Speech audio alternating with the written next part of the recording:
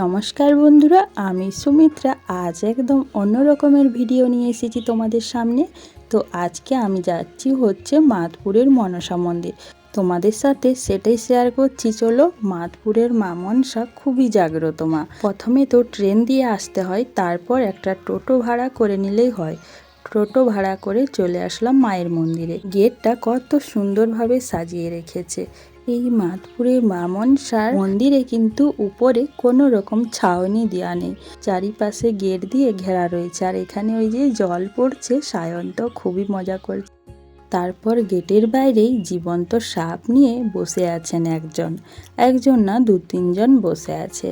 আর এদিকটায় দেখো কি সুন্দর না গেটটা সাজানো আছে। এই মন্দিরে যারা যারা যে মনস্কামনা নিয়ে আসে কেউ কিন্তু ফিরে যায় না। মা সবার মনস্কামনা পূর্ণ করেন। এটা হচ্ছে যাওয়ার রাস্তা।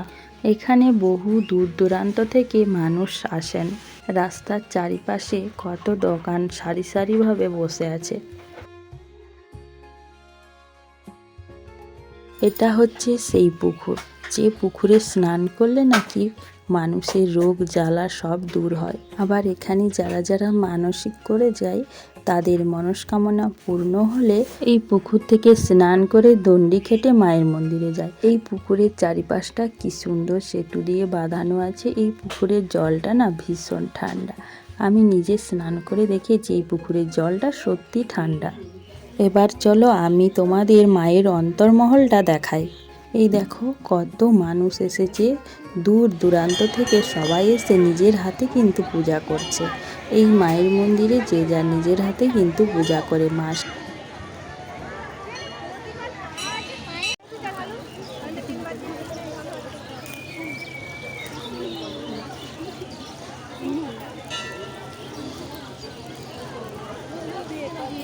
এই মাধপুরের মা মনসা যে যা নিজের হাতে পূজা করলেই যে যেভাবে পূজা করুক না তাতে কিন্তু সন্তুষ্ট হয়ে যান। বছরে 1 মাস ওই চৈত্র মাসটাই পুরোহিত থাকেন পূজা টুজা করার জন্য, কিন্তু সারা বছর যে যা নিজের হাতেই পূজা করেন। এই চারিপাশে গাছ লাগানো আছে। এই গাছগুলোতে মানুষ যে যার মানসিক করেন যখন, মানত করার জন্য হাতি ঘোড়া এইসব বেঁধে দিয়ে যান। তোমাদেরকে আমি এই ভিডিওটা শেয়ার করে খুবই ভালো লাগছে। আমার মনটা সত্যি, আমার মনটা প্রচণ্ড খুশি হচ্ছে যে আমি আমার বন্ধুদের সাথেও শেয়ার করতে পারলাম। এখানে কিন্তু প্রচুর মা মনসার মূর্তি রয়েছে। যারা যারা মানসিক করে যান তাদের অনেকেই মানসিক করেন যে আমি প্রতিমা দেবো আর কি। তো যাদের মনস্কামনা পূর্ণ হয়েছে তারাই মা মনসার মূর্তি এই যে দিয়েছেন। অনেক মূর্তি আছে দেখো, মা মনসার মূর্তি আরও অনেক ছিল। চৈত্র মাসে তো অনেক ছিল।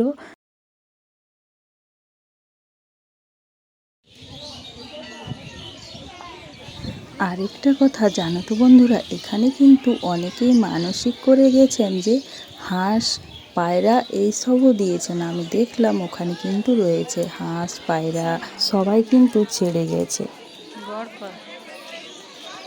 আর একটা সত্যি কথা কি জানো তো বন্ধুরা, এই মায়ের মন্দিরে আসলে না সত্যি অনেকটা মন শান্তি হয়ে যায়। এখান থেকে মনে হয় না যে বাড়ি যাই। এখানে যে গাছগুলো রয়েছে চারিপাশে, এই গাছের ছায়াতে কত মানুষ বসে রয়েছে। আর গাছের নিচে না এত সুন্দর ঠান্ডা, চারিপাশে এত রোদ গরম, কিন্তু ওই গাছের নিচটাতে বেশ আরাম আছে। চলো তোমাদের আরেকবার মাকে দেখিয়ে দিই, দর্শন করিয়ে তারপর কিন্তু বাড়ি যাব।